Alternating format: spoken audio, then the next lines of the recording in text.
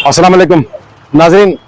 सरज़मीन टीपू सुल्तान शहर मैसूर में पिछले कई सालों से दावत इस्लामी के ज़ेर एहतमाम जुलूस मोहम्मदी सल्लल्लाहु अलैहि वसल्लम का बड़े ही तज़्ब और एहतराम के साथ जुलूस मोहम्मदी सल्लल्लाहु अलैहि वसल्लम को यहाँ से निकाला जाता है, जिसका आगाज़ जैसे कि यहाँ पे मैं खड़ा हुआ हूँ, मस्जिद आज़म का सदर दरवाज़ा है। यहाँ से बाकायदा तमाम के ज़ुबानों पर लब्बैक या रसूलुल्लाह का कलाम कहते हुए ये गश्त करेगा और इसमें बाकायदा तौर पर तरतीब बनाई जाती है, जिसमें शरीक होने वालों को इस्तदा किया जाता है कि वो किस लिहाज से शरीक हों।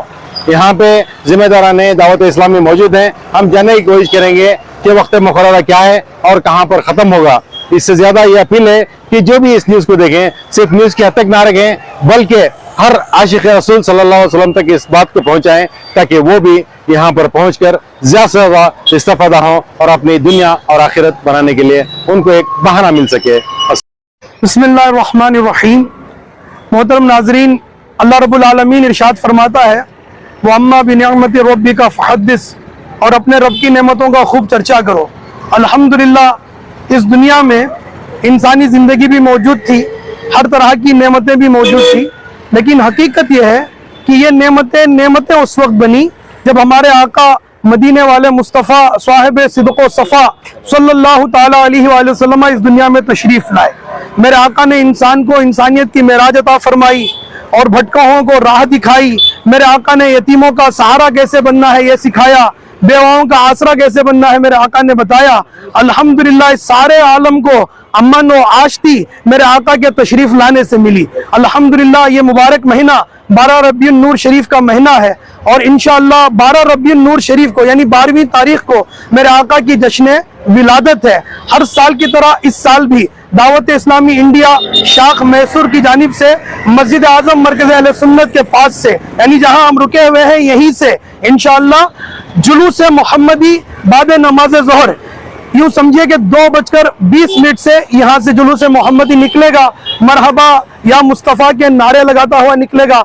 आप तमाम आशिकान रसूल से गुजारिश है कि बड़े ही अदब व एहतराम के साथ नया लिबास मलबूस किए हुए, सर पर टोपी पहने, इत्र लगाए, हाथों में परचम यानी झंडा उठाए, मरहबा या मुस्तफ़ा के नारे लगाते हुए इस जुलूस में शिरकत फरमाएं और अपने आका की मोहब्बत से और अपने आका के फैजान से अपने आप को और अपनी नस्लों को फैज़याब करें। जज़ाकल्लाहु खैरा। अस्सलामु अलैकुम व बरकातुहू। अल्हम्दुलिल्लाह वस्सलातु वस्सलामु अला रसूलिल्लाह।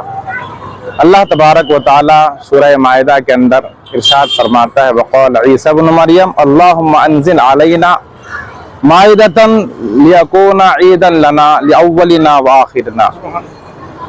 अल्लाह तबारक व तआला ने हज़रत ईसा अलैहिस्सलाम की एक दुआ को कुरान करीम में नकल फरमाया है।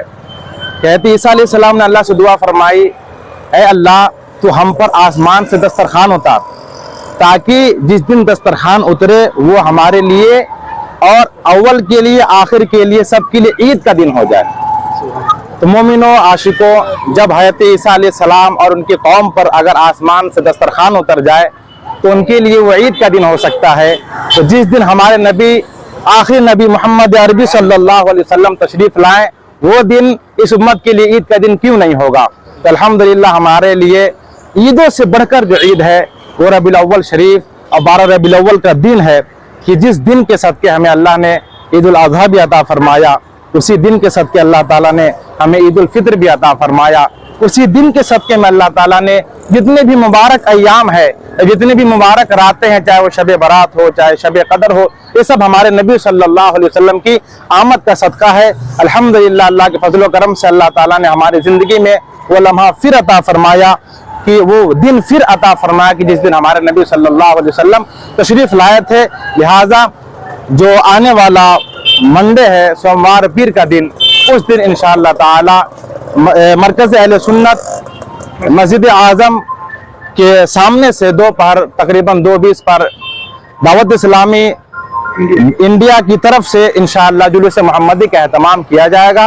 आप तमाम आशिकान रसूल से गुजारिश है कि इस ईद के मौके पर और इस खुशी के मौके पर आप जरूर शिरकत करें, अच्छे लिबास पहन करके। जिस तरीके से हम बाकी ईदों में अच्छे लिबास, अच्छा कपड़ा, ज़ेब तन करते हैं, इसी तरीके से ये जो ईदों की ईद है इसमें हमें उससे भी बढ़ चढ़ करके خوشی کا اظہار کرنی چاہیے. لہٰذا آپ حضرات شرکت کریں اور ثواب دارین سے مالا مال ہو اور اپنے آپ کو دنیا و آخرت میں اللہ رسول کا محبوب بنائیں اور جنت حاصل کرنے کا ایک ذریعہ بنے. اللہ تبارک و تعالی ہم سبوں کی آمد کو قبول فرمائے, ہم سبوں کے سینوں میں عشق رسول کا مدینہ بنا دے. اللہ تعالی ہماری آنے والی نسلوں کو اللہ رسول کا فرما بردار بنا دے. السلام علیکم. ابھی جلوس محمدی صلی اللہ علیہ وسلم کی تاریخ کا تو اعلان ہو گیا, یہاں تک کہ وقت بھی بتا دیا گیا. میرا سوال یہ ہے کہ جلوس جو یہاں سے آغاز ہو رہا ہے وزیر اعظم مرکز اہل سنت سے, تو کہاں کہاں گشت کرے گا اور جو شریک ہونا چاہ رہے ہیں ان کو کیا نصیحت کریں گے کہ کس طرح وہ آئیں؟ الحمدللہ ہر سال کی طرح امسال بھی 16 ستمبر بروز پیر بعد نماز ظہر مسجد اعظم مرکز اہل سنت کے سامنے سے مسجد اعظم کے پاس سے جلوس نکلے گا.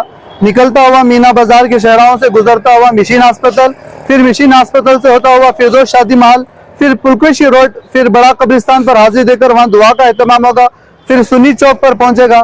سنی چوک سے پھر گھومتا ہوا وہ چرچ کے پاس آئے گا. چرچ سے پھر گھومتا ہوا فیلٹ سرکل سے پھر واپس گھومتا ہوا مسجد اعظم پر انشاءاللہ تعالی جلوس کا اختتام ہوگا. یہ جلوس بعد ظہر سے شروع ہو کر نماز اذان عصر تک انشاءاللہ اختتام پذیر ہو جائے گا. جو بھی عاشقان رسول اس جلوس محمدی صلی اللہ تعالی علیہ وآلہ وسلم میں شرکت کر رہے ہیں, ان سے ہماری ادباً گزارش یہ ہے کہ یہ جو جلوس ہے یہ کوئی دنیاوی جلوس نہیں ہے, یہ دینی جلوس ہے. باادب ہو کر, باوضو ہو کر اپنے ہاتھوں میں پرچم سجائے اور جسم پر جو ہے نا سفید لباس, کیونکہ سفید لباس ہمارے آقا صلی اللہ تعالی علیہ وآلہ وسلم بڑا پسند کرتے تھے. اپنے جسموں پر سفید لباس سجائے, سر پر اللہ توفیق دے تو امامہ سجائے, ہاتھ پر پرچم لیے, زبان پر مرحبا یا مصطفیٰ کے نعرے لگاتے ہوئے, درود پاک سجاتے ہوئے آپ اس جلوس میں شرکت کریں اور جتنا زیادہ ہو سکے ادب و احترام کا اس میں خیال رکھیں. جگہ بہ جگہ اگر لوگ ہماری خدمت کریں تو ان کا شکریہ بھی ادا کریں اور ہماری وجہ سے کسی انسان تو انسان جانور کو بھی تکلیف نہ پہنچے اس بات کا خیال رکھے, کیونکہ قرآن پاک میں اللہ پاک ارشاد فرماتا ہے قل بفضل اللہ وبرحمتہ فبذلک فلیفرحوا. اے محبوب آپ فرما دیجئے جب اللہ کی طرف سے تم پر کوئی رحمت یا فضل نازل ہو تو اس پر بندے کو چاہیے کہ خوشیاں منائے. خود قرآن پاک خوشیاں منانے کا حکم دے رہا ہے, تو ہمارے لیے سب سے بڑی نعمت, سب سے بڑا فضل اگر کوئی ہے تو وہ عید میلاد النبی ہے. اس پر سید اعلیٰ حضرت رحمۃ اللہ تعالیٰ علیہ فرماتے ہیں وہ جو نہ تھے تو کچھ نہ تھا, وہ جو نہ ہو تو کچھ نہ ہو, جان ہے وہ جہان کی, جان ہے تو جہان ہے.